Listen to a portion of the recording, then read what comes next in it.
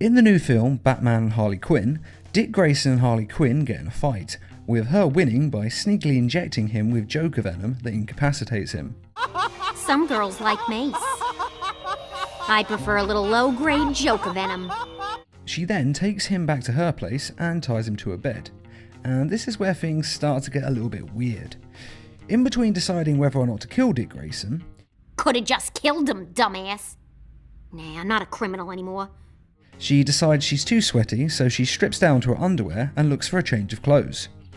She then notices Dick Grayson admiring her body, and she thinks about how the boy wonder is now all grown up. She then climbs atop him in a seductive way, they share a little banter, and Dick Grayson says, I'm not saying I don't want to, because that could be nice. Right now, I just really need to find poison. It seems fairly obvious about what is going to happen next, but with that being said, when Batman comes on the scene later, the two are in bed still, with Nightwing untied, and they are just tickling each other. This could mean they didn't have sex, but were just tickling one another, and the over-the-top sexiness of the scene was done to mislead the audience for the sake of comedy.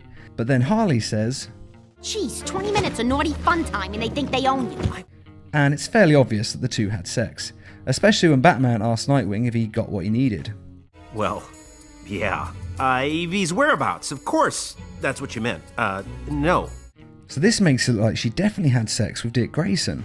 Now, they're both attractive people, so I can see why both of them would want to, but what you have to remember is that Harley Quinn drugged him, carried him home, tied him to her bed, climbed on top of him, and then had sex with him as he tried to say no. And that seems to be pretty much the definition of date rape. Now admittedly Nightwing does enjoy himself, but that doesn't really change anything. It's still rape. I mean, just imagine if the roles were reversed and Nightwing roofied Harley Quinn in the same way. People wouldn't stand for it. It would definitely be rape. Now, this isn't the first time that Bruce Timm has over-sexualized his characters. In the film Batman the Killing Joke, he had Batgirl and Batman have sex on a rooftop. But at least that seemed consensual, whereas this film takes it to a whole new level. I must admit this is quite a weird scene in the film, but Batman and Harley Quinn is quite a weird film, and you can expect a lot of weirdness throughout.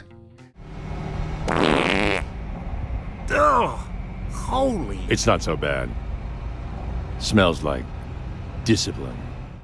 Now you could argue that Dick Grayson consented to this, as he has escaped from death traps before, so maybe he could have gotten out of this one at any time. But personally I think this is wrong. It's too much like rape for my liking, and it really creeped me out, especially with lines like, So, be a good boy and maybe Mama will give you a cookie.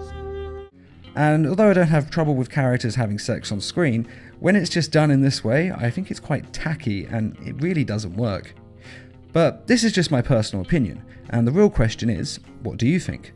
Do you think they definitely had sex? And if so, do you think this counts as rape? Be sure to let us know in the comments, and I'd just like to say a quick thank you to those of you who made this video possible by donating to Needlemass Productions page on Patreon. Patreon is a crowdfunding site that's helping us to bring you more videos each week, and to raise funds to adapt comic book stories into short animated films. And if you'd like to donate or just learn more, then there is a link in this video's description. And as always, thanks for watching, and feel free to subscribe, share, like, and comment.